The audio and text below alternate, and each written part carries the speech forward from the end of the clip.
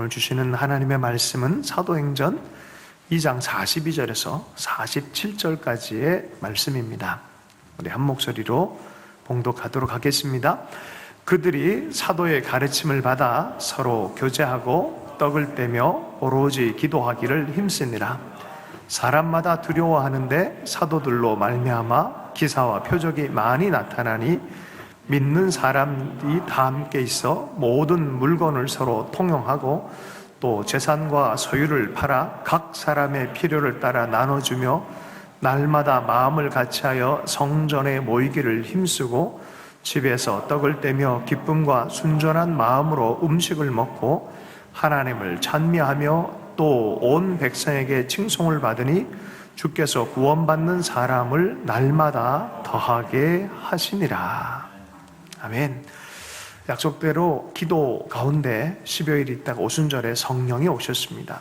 그리고 예수 그리스도께서 왕 되심이 확정적으로 나타난 표적과 기사들이 나타났어요. 각 사람 머리 위에 성령의 불꽃이 임했고 방언이 터지고 각 나라의 언어로 복음이 선포되어진 역사가 일어났어요. 그리고 그 날에 베드로가 일어나서 주님의 복음, 예수 그리스도가 누구인지 성경 구약 전체를 꿰뚫어가면서 복음을 정확하게 설명합니다. 예수 그리스도는 그냥 죄인 정도가 아니라 갈릴리 목수의 아들이 아니라 하나님의 아들로 우리를 위해서 약속되신 분이고 오셔서 약속대로 죽어주신 분이다.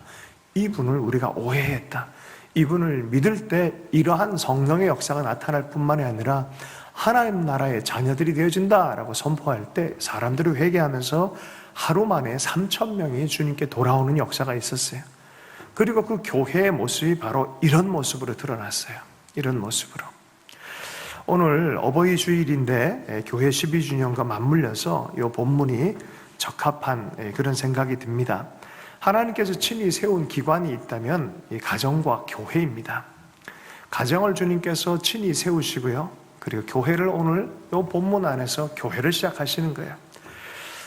그래서 교회와 가정을 보면 이 하나님의 이미지가 이렇게 나타나요. 그게 뭐냐? 자녀됨, 아버지, 부모, 자녀 이런 것들이 나타나요. 생명의 관계들이 나타나기 시작합니다. 골로새서 1장 13절의 말씀엔 이렇게 얘기를 해요. 그가 우리를 흑암의 권세에서 건져내사 그의 사랑의 아들의 나라로 옮기셨으니 하나님이 그리스도 예수를 통해서 우리를 하나님의 나라를 옮겼는데 그 나라의 이름이 어떻게 돼요? 그의 사랑의 아들의 나라입니다. 그의 사랑의 아들의 나라. 하나님의 나라는 그냥 이름만 하나님의 나라고 그냥 붕 뜬 것이 아니에요. 사랑의 나라예요. 아멘이십니까? 우리 안에 이러한 사랑이 충만하기를 원합니다. 하나님은 사랑의 본체이시고 실체이세요. 그리고 이 사랑 가운데 사람들을 초대하기 원하고 하나님이 만나시기를 원합니다. 어린아이가 태어나면요, 이 부모들이 이 하나님 역할을 해야 돼요. 그래서 어릴 때는 부모들이 신처럼 보여요. 그 역할을 또 부모들은 어쩔 수 없이 할 수밖에 없어요. 희생적으로 애써주고 자기 것을 나눠주고 삶의 모든 에너지를 다 들여서 생명을 보듬고 키워갑니다. 그 모습을 보면 하나님의 어떤 형상들이 이렇게 있는 것 같아요. 그런데 시간이 지나면 어떤 일이 벌어집니까? 부모의 한계를, 나를 다 채워주지 못하는, 저분도 사랑이 필요한 분이다라는 부모의 한계를 경험을 하는 거죠. 그때부터 이 아이들은 무엇을 보냐면 부모들의 신앙을 따르기 시작합니다. 부모들도 신앙을 통해서 하나님의 사랑을 받는 존재라는 것을 인식하기 시작하는 거예요. 믿음의 가정은 그래요. 부모들도 사랑이 필요한 분이고 지지가 필요한 분이구나. 여러분 어머니 아버지에게 감사 표현하십시오. 하나님도 아닌데 하나님 역할을 하셔야 되니 얼마나 힘들었겠었어요. 할렐루야. 자, 그런데 부모들도 어느 순간 한계가 있는 존재구나 경험을 할 때 드디어 부모와 더불어 자녀들은 궁극적 사랑의 대상인 하나님을 향해서 바라보기 시작합니다. 이게 가정신앙 공동체가 되는 거예요. 그럴 때 부모의 신앙을 통해서 자녀들은 보는 거예요. 배우는 거예요. 전이가 되기도 하고 무의식적으로 배워가기도 합니다. 그래서 사랑이 많은, 하나님을 향한 신앙이 있고 사랑이 많은 가정에서 태어났다는 것은 참 복된 거예요. 아브라함의 하나님, 이삭의 하나님, 야곱의 하나님이라고 하는 이유가 그거예요. 그거죠. 그 아브라함이 만났던 그 하나님이 이삭이 보고 배우는 거예요. 이삭이 만났던 그 하나님을 야곱이 보고 배우는 거예요. 이것을 통해서 신앙이 이렇게 흘러가기 시작합니다. 세계적인 음악가를 키워내신 분이 있어요. 이원숙 권사님이라고. 이원숙 권사님 들어보셨어요? 이분 얘기를 하면 사람들은 누군지 잘 몰라요. 그런데 자녀들 얘기하면 금방 알아요. 정명훈, 정경화, 정명화, 정트리오, 세계적인 음악인입니다. 사실은 7남매의 엄마라고 해요. 다른 자녀들은 의사, 교수, 사업가로 아주 양육했어요. 7명을 아주 귀하게 자라게 했어요. 이 엄마가 얼마나 대단했냐면은 6.25 기간인데도 아이들의 음악 교육을 위해서 쟤는 음악적인 거 필요하다 싶어서 피아노를 가지고 피난 생활을 했대요. 피아노를 가지고 엄마가 성공을 해준 거예요. 엄마가 그 삶이 무엇인지 보여준 거예요. 그 대단하지 않아요? 그죠? 이 고려정이라는 음식점을 하면서 좋을 때만 있는 게 아니잖아요. 인생은 올라가기도 하고 내려가기도 하고 하는데 그 힘들고 어려운 시기에도 믿음에 대해서 강력하게 얘기를 했다는 거예요. 긍정적 믿음, 하나님을 향한 절대 믿음에 대해서. 이분 60 정도쯤 됐을 때 신학을 하고 66세 때 목사님이 돼서 90세까지 이 교회를 섬기셨어요. 그걸 90세 좀 넘어서 돌아가셨어요. 이런 분의 자녀들은 어떤 마음이 들겠습니까? 하나님을 떠날 수 있을까요? 못 떠나요. 그 엄마로부터 배운 신앙이 있는 거요. 강력한 신앙이 있는 거요. 야, 그럼 이런 부모가 없는 자녀들은 어떻게 하면 좋겠습니까? 이런 부모가 없이. 저도 일대예요, 일대. 제가 우리 부모님, 어머님을 전도했어요. 얼마나 부러운지 몰라요. 그런 부모님 있는 가정들이. 그지 않겠습니까? 그죠? 진짜 부럽죠. 그런데 어느 날 우리 교회 한번 와주신 우리 어르신 목사님을 통해서 제가 은혜를 많이 받았어요. 이 어르신도 똑같은 마음이었어요. 아버님이 일찍 돌아가시다 보니까 아버지가 안 계시니까 자기 삶이 늘 허전했고 어머님은 볼품 없었다는 거예요. 목사님 말씀이래. 좀 얼굴이라도 이쁘고 좀 잘 나가셨으면 재혼이라고 해가지고 좋은 아버지를 또 이렇게 할 텐데 아버지가 없는 아버지 부재에 대한 아픔이 너무 많았다는 거예요. 나는 왜 아버지가. 그러다가 교회에 가서 신앙생활 하다가 아버지가 있는 걸 발견한 거예요. 하나님이 아버지가 되는 것을 알았는 거예요. 궁극적 아버지가 된 걸 발견하고 나서 그날 그렇게 감격이 돼서 밖에 나와서 큰 소리를 외쳐요. 나도 아버지가 있다. 나도 아버지가 있다. 그분이 박종순 목사님이에요. 그래 한국 기독교계에 큰 또 이렇게 인물로서 섬기셨잖아요. 지금도 볼 때마다 진짜 좋은 아버지 같아요. 결핍이 도리어 하나님을 향해서 크게 올라갈 수 있도록 강하게 당기는 또 그런 사랑의 도구가 됐잖아요. 그래서 참 이러든 저러든 결국은 하나님은 하나님의 사랑으로 초대하려는 게 주님의 목적인 줄로 믿습니다. 교회가 이런 역할을 해요. 가정이 그런 역할을 하고 교회가 그 역할을 해요. 그래서 하나님의 사람들이 일찍이 알았어요. 칼빈이나 어거스틴이 교회를 얘기할 때 교회는 신자의 어머니다. 믿는 자들의 어머니다 라고 표현하고 있어요. 가만 뒤돌아보니까 정말 교회를 통해서 양육된 거예요. 교회를 통해서 많은 것을 얻었어요. 저도 어렸을 때 이렇게 보니까 알게 모르게 교회를 통해서 제가 많은 걸 공급받았더라고요. 아버지의 품과 같이 공급받고 어머니의 사랑처럼 공급받은 것이 바로 교회였더라고요. 그래서 이런 말이 있어요. 교회 같은 가정, 가정 같은 교회. 둘 다 엉망이면 문제가 있겠죠. 그러나 이것이 정말 하나님의 사랑으로 부족하지만 완전하진 않지만 그 사랑을 품은 가정이 되고 교회가 되어진다면 이것이 하나님이 기뻐하는 그런 모습이 아니겠습니까? 오늘 본문의 말씀을 보면 성령이 오셨을 때 초대교회의 특징을 말해주고 있어요. 성령이 오시니까 하나님의 사랑과 능력이 폭발적으로 생명력이 이 교회 가운데 들어가기 시작했어요. 첫 원본과 같은 교회예요. 오늘 이 말씀을 살피면서 우리가 교회됨에 대해서 바르게 마음에 새기고 또 그런 도구가 되었으면 좋겠다는 마음으로 나눕니다. 초대교회의 특징을 함께 보도록 하겠습니다. 누가가 이 사도행전을 기술했잖아요. 자, 누가가 첫 번째 이 성령이 임한 교회에 대해서 첫 번째 특징을 42절에서 이렇게 얘기를 합니다.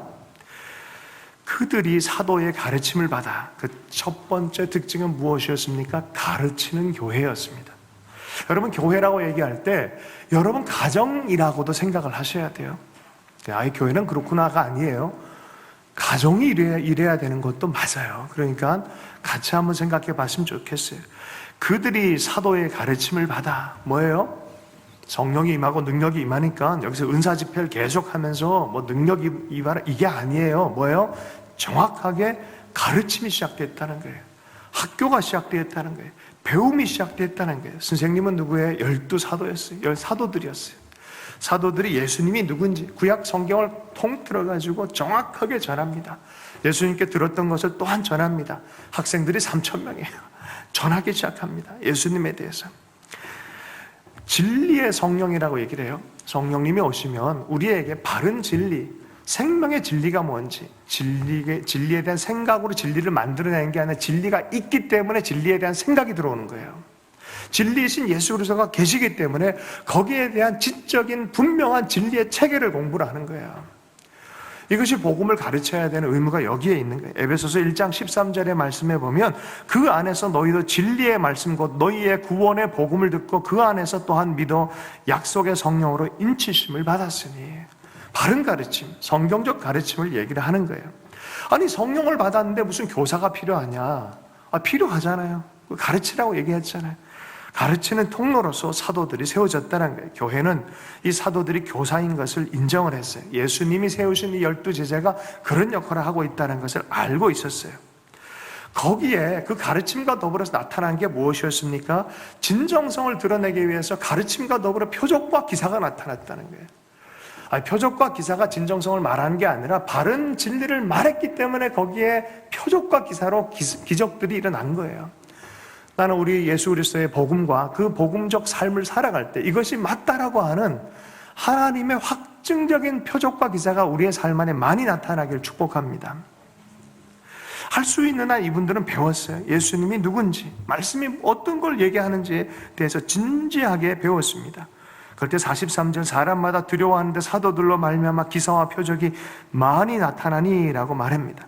사도 바울도 그랬어요. 참 사도의 증거에 대해서 얘기할 때 고린도후서 12장 12절 말씀에 사도의 표가 된 것은 내가 너희 가운데서 모든 참음과 표적과 기사와 능력을 행한 것이다. 십자가의 길을 걷는 그 사랑의 사도의 모습과 더불어 그것이 맞다라고 하는 표적과 기사로 많은 역사가 일어났다는 거예요. 여러분, 그리스도 예수의 복음의 말씀의 삶을 살 때 우리에게 하나님의 격려와 위로와 하나님의 표적과 기사가 따르게 될 것이다라고 말하고 있어요.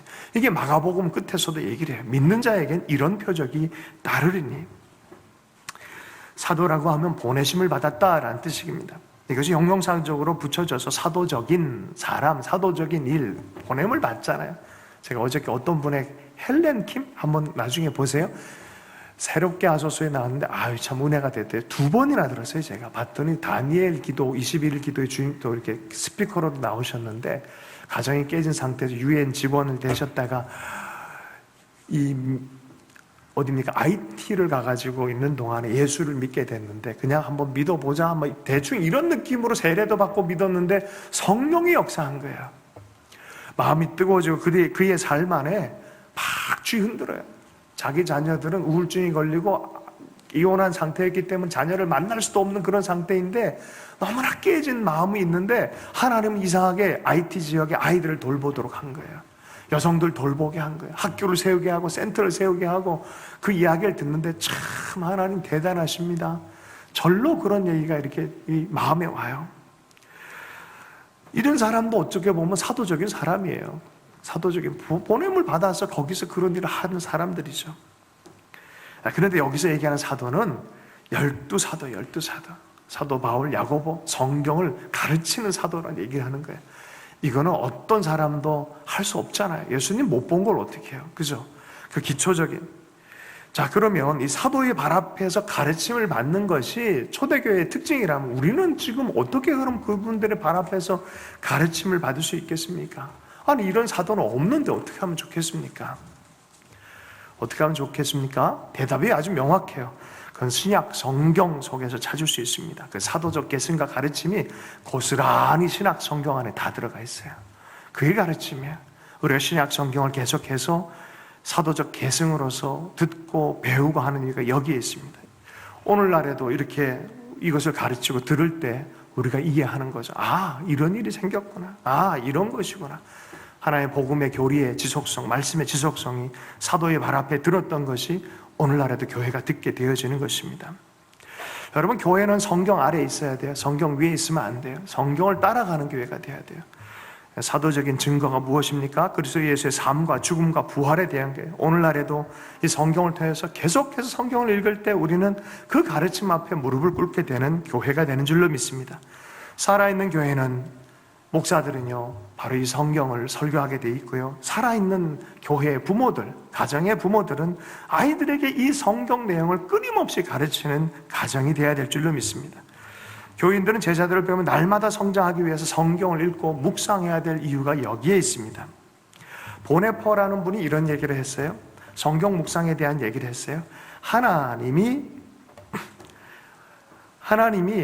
이 예수 그리스도 안에서 우리 그리스도 예수를 통해서 우리에게 온전히 보이시고 계시하셨잖아요. 하나님이 누구냐 그러면 그리스도 예수를 보여주시면 그 마음을 표현해 주시고 보여주셨잖아요. 근데 주님을 보내시기 위해서 많은 시간이 필요했잖아요. 여러 가지 말씀의 근거와 많은 시간이 필요한 것처럼 우리 개인의 삶 안에도 하나님이 오시기 위한 그 자리를 위해서 성경 묵상의 시간이 꼭 필요하다. 시간이 걸린다는 거예요. 여러분, 성경을 배우고 읽고 주님의 말씀 앞에 머물 수 있기를 원합니다. 교회는 이 일을 계속해서 해야 된다는 것입니다. 두 번째 초대교회의 특징은 돌보는 교회입니다. 42절의 말씀을 우리 다 같이 한번 읽어보겠습니다. 42절의 말씀을 읽습니다. 시작. 그들이 사도의 가르침을 받아 떡을 떼며 오로지 기도회에 힘쓰느라. 그들이 사도의 가르침이 첫 번째 특징이고, 두 번째 특징은 서로 교제하며 떡을 떼며 오로지 기도하기를 힘쓰느라 했어요. 교제하고 떡을 뗐다. 코이노니아, 공유하다, 나누다, 이런 뜻입니다. 교제하자라고 해가지고 예전에 교회에서 교제 시간이 없다 그래가지고 교제 시간을 주니까 같이 또 했던 게 저희 청년 시절 얘기. 지금은 안 그래요. 옛날엔 좀 그랬었어요. 교제 시간 그럼 어디 가는 줄 알아요? 옆집 생맥주집에 가고 또 교제 시간에서 노래방에 가고, 그걸 교제 시간으로 생각을 했었어요. 착각입니다. 완전한 착각입니다. 원어상으로도 그렇고 이때 사람들의 교제는 어떤 것이었습니까? 내 삶을 함께 공유하는 거예요. 하나님 안에 있는 삶을 공유하는 거예요. 그래서 내 것으로 나누는 거예요. 이게 교제예요. 44절 45절 믿는 사람이 다 함께해서 모든 물건을 서로 통용하고 또 재산과 소유를 팔아 각 사람의 필요를 따라 나눠주며 돌봄의 공동체, 이게 교제를 얘기를 하는 거예요. 예수님 오시기 바로 전쯤에 세례 요한의 시대 즈음에 그 전에도 있었어요. 쿰란 공동체라고 있어요. 여기는 SNF파의 근거가 되어지는 그런 이 분파인데, 여기 들어가려면 재산을 다 공동 소유합니다. 입회할 땐 다 공동 양도로 해버립니다. 공동 소유를 주장하면서 거기에 들어와야만 말세를 맞이한다, 뭐 이렇게 얘기하는 사람들이 있었어요. 16세기의 급진적인 종교개혁자들도 그런 일을 했어요. 여러분 어떤 교회에 가서 교회가 그런다 그러면 이거 좀 이상하다, 이렇게 볼 수도 있습니다. 급진적인. 근데 완전히 없냐? 완전히 없지는 않아요. 마가복음 10장에 보면 부자 청년한테 그거 다 팔아가지고 가난한 사람 나눠주고 어떻게 해요?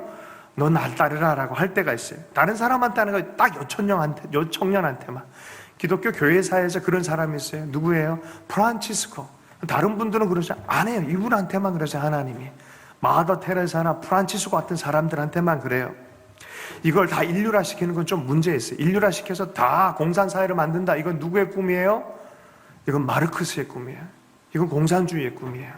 그럼 여기에서 나누면 뭐였냐? 자발적 나눔이에요.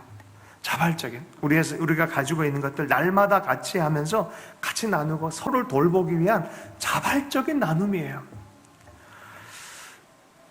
누가복음 12장 15절. 그럼 왜 저런 사람 프란치스코나 이런 청년들한테 나누라 그랬냐? 그들이 이르시되 삶과 모든 탐심을 물리치라. 사람의 생명이 그 소유에 넉넉한 데 있지 아니하니라 하시고, 넉넉한 것에 영혼을 두는 사람들에게는 이런 걸 요청할 때가 있다는 거예요. 그래서 하나님께서 이런 사람을 통해서 일하실 때가 있습니다. 사도행전 2장 46절. 날마다 마음을 같이하여 성전에 모이기를 힘쓰고 집에서 떡을 떼며 기쁨과 순전한 마음으로 음식을 먹고. 각자의 집에서 서로가 서로를 향해서 섬기고 돌보는 일들을 또 식사를 통해서도 함께 하고 했던 것이 사도적인 초대교회의 특징이었습니다. 나중에 아나니아와 삽비라 이야기가 있죠. 이 사람들은 욕심 때문에, 물질적 욕심 때문에 심판당한 게 아니라 성령을 속이는 것 때문에 또 죽임을 당하는 일도 있었습니다. 그래서 교회에 대해서 경외감을 갖게끔 하나님께서 거짓이 틈타지 않도록 정확하게 주의 성령님이 개입하는 역사도 있었습니다. 어쨌든 초대교회의 특징은 관대했어요. 굉장히 관대했어요. 이제 내 것, 내 성공 이게 아니라 저 지체를 위해서, 사랑의 섬김을 위해서 서로가 나누는 자발적 헌신과 나눔의 공동체가 초대교회의 모습이었습니다. 지금도 주님께서 말씀을 통해서 가난한 자를 돌봐라, 네가 세계 경제를 고쳐라가 아니라 너 삶의 현실에서 지금 여기서 너의 삶의 필요를 나누어서 누군가를 사랑하고 섬길 수 있다면 그것을 해라라고 성경이 지금도 얘기를 하고 있습니다. 이것이 이 초대교회의 두 번째 특징이었고요. 세 번째는 초대교회는 예배하는 교회였습니다. 떡을 떼며 식사를 포함해서 주의 만찬할 때 늘 기도를 했다는 거예요. 기도회를 가졌고 기도 예배를 가졌어요. 늘 공식적으로 하기도 하고 비공식적으로 집에서 모여서 하기도 했어요. 46절 말씀을 함께 읽어보겠습니다. 46절 말씀을 읽습니다. 시작. 날마다 마음을 같이하여 성전에 모이기를 힘쓰고 집에서 떡을 떼며 기쁨과 순전한 마음으로 음식을 먹고. 공식적인 성전 예배를 여전히 했어요. 여전히 함께 모여서 성전에 모여서 제도적인 그런 부분에도 같이 했었고요. 그리고 또 집에서 늘 집을 개방해서 같이 모이는 가정 공동체가 또 되어지게 했어요. 이런 가정들이 점점 늘어나서 좋겠어요. 우리 하트하우스가 이제 주일 공동체뿐만 아니라 주중 공동체로 작은 공동체 운동이 시작됐으면 좋겠어요. 그래서 함께 몇 개월 동안 나누고 기도하고 있습니다. 이름을 하나 정했는데요. 더 좋은 이름 있으면 제안을 해주시되 지금까지는 이렇게 했어요. 가정별로 몇 가정씩 모여서 함께 공동체 교회를 할 것입니다. 주중에. 그 이름이 사랑방이에요. 괜찮지 않아요? 사랑방 교회. 그래서 사랑방. 서로가 이렇게, 옛날에 어르신들이 그랬잖아요. 손님들 이렇게 오고 또 주변에 있는 가족들 함께 교제 나누고 가족같이 초대하는 곳을 사랑방이라 그랬잖아요. 그래서 함께 사랑방 공동체로. 초대교회가 그랬다고요. 성전에서도 모이고 사랑방 같이 모여서 또 같이 식사하고 교제 나누는데 그 중심에는 하나님을 향한 예배가 있었어요. 넘쳐나는 기쁨이 있었고 쉬지 않고 계속해서 기도하는 게 있었어요. 초대교회 예배의 기본적인 정서는 무엇이었냐? 기쁨이었어요. 기쁨. 아갈리시아시스라는 헬라어 단어를 사용했는데 거기서 보면요, 여러분 성령이 오시면 기본적으로 성품의 역사가 나타나는데 그 첫 번째가 사랑이에요. 그와 더불어 감정적, 정서적인 첫 번째 열매가 뭔지 아세요? 사랑과 그 다음 뭐예요? 희락과 기쁨이에요. 기쁨. 여러분 자주 모여서 예배하고 기도할 때 여러분 기쁨이 계속해서 성령을 통해서 흘러갑니다. 여러분 아멘이십니까? 여러분 우울할 때 특별히 같이 모여서 예배하고 기도하십시오. 그럴 때 희락의 영이 우리 가운데 임할 줄로 믿습니다. 어떤 대주교가 그런 얘기를 했다 그래요. 나이가 들수록 나는 기독교가 기쁨의 긴 외침이라는 것을 더욱 확신하게 된다네. 힘들 때마다 찬양하십시오. 기도하십시오. 함께 모여서 예배하십시오. 할 때 우리 가운데 기쁨을 주님께 주실 줄로 믿습니다. 초대교회는 그런 특징이 있었다는, 기쁨이 충만했다는 거예요. 그런데 경박한 기쁨이 아니라 사람마다 두려워했다 그래요. 43절 말씀에 사람마다 두려워하는데 사도들로 말미암아 기사와 표적이 많이 나타나는, 그냥 인간적인 그런 기쁨이 아니라 하나님의 임재가 있는 기쁨이었어요. 그러니 사람들 속에 하나님 나라의 실제화가 되어진 기쁨들이 나타나니까 함부로 하지를 못하는 거예요. 그냥 막 지은들어 버리고 인간적으로 보는 그게 아니라 두려움과 경외함으로 서로를 보게 되시고 교회를 향하여 그렇게 보여지는 그런 참된 예배가 있었다는 거예요. 끊임없이 기도하고 예배하는 공동체였다는 거예요. 여러분 기도하십시오. 예배하십시오. 기도하게 하고 예배하게 하는 교회와 가정이 된다면 하나님의 역사가 일어나요. 찬양이라는 그레함 캔드릭이 쓴 책이 있어요.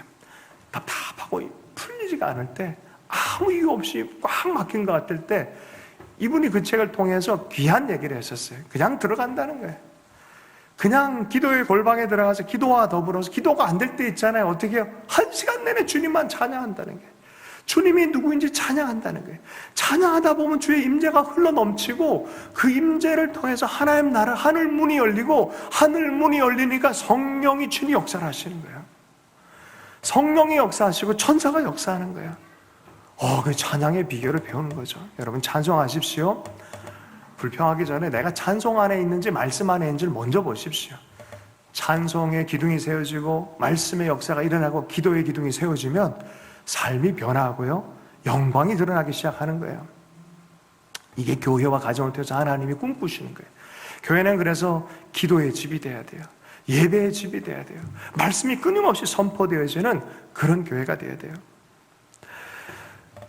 임재가 나타나면요, 하늘 문이 열렸다는 뜻이에요. 하늘 문이 열리면 상상도 못한 초자연적 역사들이 성경 안에 수많은 간증들이 있잖아요. 그런 역사가 일어나게 될 줄로 믿습니다. 그럴 때 자연스럽게 일어나는 것이 바로 전도하는 교회라는 거예요. 전도하는 교회. 이것이 초대교회의 특징이에요. 네 번째 특징입니다. 자연스럽게 하나님이 이것을 통해서 하신 일이 바로 전도하는 교회가 되게 한다는 거예요. 47절 말씀을 마지막으로 한 번 더 읽어보겠습니다. 함께 읽습니다. 시작. 하나님을 찬미하며 또 온 백성에게 칭송을 받으니 주께서 구원받는 사람을 날마다 더하게 하시니라. 예, 찬미하고 또 많은 사람들에게 그런 역사들이 일어나는 걸 보니 사람들이 칭찬을 합니다. 나누고 돌보고 하나님 임재가 나타나고 말씀대로 살아가고 또 다른 예수 그리스도를 보는 듯 제자들의 모습들이 12명에서 120명에서 3,000명씩 늘어나기 시작하고 그리스도의 모습이 그들을 안에 한 명 한 명씩 보이기 시작하니 주님께서 친히 구원받는 사람을 날마다 더하게 하시니라. 자연스럽게 전도하는 교회가 되게 하셨다는 게, 전도를 누가 했다고요? 여기 본문에 보십시오. 주께서. 누가는 아주 똑똑한 사람이에요. 그냥 표현하지 않았어요. 누가 했다고요? 주께서라고 표현합니다. 주님이 이런 교회를 통해서 친히 전도하셨다는 거예요. 여러분, 가시적인 교회, 목사가 있고 조직이 있고 우리 보이는 사람들이 이가 전도한다 생각하면 착각이에요. 사실은 진정한 교회는 성령님이, 주님이 친히 전도하시는 거예요. 믿음의 눈을 열어서 교회에 붙여주는 거예요. 가시적인 교회에 붙여주는 거예요. 그래서 구원받는 사람을 교회에 더하게 한다라고 표현합니다. 이런 말이 있어요. 하나님은 사람을 구원하지 않는 채 교회에 더하시지 않고 교회에 더하지 않는 채 그들을 구원하지 않는다. 달걀이 먼저입니까? 닭이 먼저입니까? 교회가 먼저입니까? 교인이 먼저입니까? 주님은 상보적으로 하는 거예요. 그래서 교회를 통해서 성도들은요, 믿음을 알게 돼서 자라나기 시작합니다. 그 진실한 믿음의 사람은 반드시 교회에 연합되게 돼 있어요. 요사이 교회와 더불어서 신앙생활을 하지 않으려는 풍조가 많아요. 가나안 교인, 이게 뭐라고요? 안 나가 교인. 잠시 그럴 수는 있지만 영원히 그럴 수는 없어요. 그건 성경적이지 않습니다. 그건 말이 안 되는 거예요. 어떻게 서로를 섬기라라는 걸 배우겠어요? 공동체가 없는데 말이 안 되는 거예요. 어디서 인내를 배우고 어디서 애 낳는 것 같은 생명의 원리를 배우겠습니까? 배울 수가 없어요. 혼자 있으면 다 잘하는 것 같은데 그렇지 않아요. 실질적으로 메시지뿐만 아니라 삶으로 메시지를 읽어가는 하나님의 사랑의 매개체가 되기를 하나님 너무나 원하세요. 주님이 교회가 바로 그럴 때 날마다 영혼들을 붙여주신다는 거예요. 그런 일들을 행하신다는 거예요. 여러분, 그런 가정과 그런 교회가 되기를 축복합니다. 네, 이 일을 날마다 하셨다는 거예요. 전도 대상의 때에 어떤 특별한 시즌에 한 게 아니라 자연스러운 삶의 원리가 되어져서 날마다 영혼을 구원하는 그런 역사. 하나님 기뻐하시는 거죠. 잃어버린 영혼 찾는 거예요. 사랑 안으로 초대하는 거예요. 잃어버린 영혼을 찾아서 안으시는 거예요. 참 예수 믿고 구원받고 성장하는 거 보면 신비합니다. 진짜로. 그러나 정말 성장하는 모습이 뭔지 아세요? 그리스도와 하나가 되는 거예요.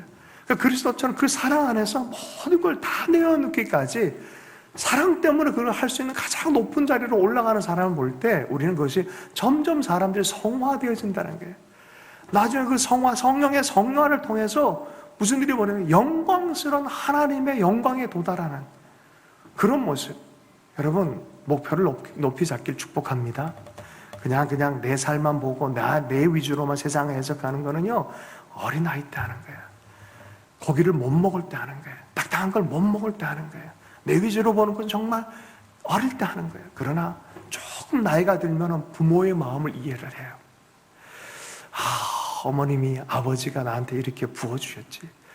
우리 그래서 영적인 부모라 그러잖아요. 하나님을 아버지라 그랬잖아요. 아버지 하나님이 모든 걸 다 부어주신 거예요. 아들 예수 그리스도가 우리를 향해서 다 부어준 거예요. 이게 초대교회의 특징입니다. 가르치는 교회, 돌보고 나누는 교회, 예배하는 교회, 전도하는 교회. 그래서 교회당이 비워가고 있다 그래요. 교회당은 비워갈지 모르지만 진실한 교회는 여전히 하나님의 갈망 안에서 세워지고 있어요. 우리가 진실한 교회의 모본을 따라서 하나님의 능력과 사랑으로 채워지는 교회가 됐으면 좋겠습니다. 말씀을 마무리하면서 한 분의 얘기로 마무리하기를 원합니다. 여러분 잘 알 거예요. 어떤 딴 교회 얘기를 하는 것도 좋은데 고민하다가 제가 가톨릭이지만 이분에게는 성경적 원칙이 그대로 있었다라는 생각이 들어서 이분의 얘기를 좀 들고 싶은 마음이 들었어요. 아시죠? 울주마 톤즈. 톤즈란 지역, 남수단 쪽에 있는 마을 이야기입니다. 이 다큐멘터리의 주인공은 이태석이라는 신부님이세요. 의사이면서 신부님이세요. 음악가이기도 하고 의사이기도 하고 신부님이기도 하세요. 그곳에 가서 왜 오냐고 막 밀어내도 가요. 가셔가지고 그 일을 행하셔요. 그리고 결국 그들의 마음 안에 하나님의 사랑이 뭔지를 다 심어줬어요. 그분이 돌아가실 때 수많은 톤주 지역의 사람들이 다 울었어요. 그래서 그 사랑의 이야기가 너무 귀하게 발굴이 돼가지고 KBS PD인 분인데 PD 이름이 참 이제 고향스러워. 이름이 구수환이라는 분이에요. 구수환 PD님이 만드셨어요, 이거를. 이분이 했던 일이면 맨날 고발 프로그램, 사회를 좀 새롭게 해보자. 맨날 고발 프로그램, KBS 고발 프로그램 PD였는데 하다가 안 돼. 세상이 안 변한 거예요. 그러다가 사랑이 진정한 고발이구나 해서 사랑의 이야기를 붙들고 드러낸 거예요. 가톨릭 신앙인도 아니에요. 이게 맞다라고 생각해서 드러낸 거예요. 이게 공전의 이틀 쳤잖아요. 울주마 턴즈. 사랑을 나는. 그러다가 지금 10년이 지났어요. 지나서 다시 가봤대요. 다시 가봤더니 이상한 일이 벌어진 거예요. 이태석 신부가 그대로 삶을 살아가는 제자들을 발견한 거예요. 그래서 새롭게 다큐멘터리를 만들었어요. 다큐멘터리 제목이 우리가 닥터리 이태석이다. 우리가 이태석이다. 그런데 나중에 인터뷰를 하나 해가다가 여전히 울컥하고 울고 여전히 감사해하고 그 이태석 신부를 통해서 받았다 하나님의 사랑에 대해 증언하는 이 제자들을 보면서 제목을 바꿔버렸어요. 제목이 뭔지 알아요? 부활. 이 부활이다. 예수 그리스도, 예수님의 사랑이 이태석 신부에게 흘렀고 이 이태석 신부의 삶이 이들에게 흘러있다는 거예요. 환자들한테 손을 안 잡아준대요, 보통. 우리도 그러잖아요. 한 1분, 2분이면 그냥 빨리빨리 통과하고 약 주고 끝나잖아요. 가면 잡는 거예요. 어떤 의사를 발견해서 얘기를 했다는 거죠. 손을 탁 붙잡는데. 희한하다. 저건 이태석 신부가 했던 건데 물어봤더니 나도 이태석 신부의 제자입니다. 여러분, 그 조그만 마을에서 의사들만 40명이 넘게 나왔어요. 이거는 말이 아닌 거예요. 하나님의 손길에 의한 40명이 나왔고요. 의료인, 교육인, 언론인, 정말 희한한 일이 벌어졌어요. 그들의 성품 하나하나가 그리스도 예수를 닮은 성품이 뭔지를 알고 있어요. 삶으로 똑같이 살아내고 있다는 거예요. 그렇게 살아내니까 그 마을 전체를 하나님 축복을 하셨어요.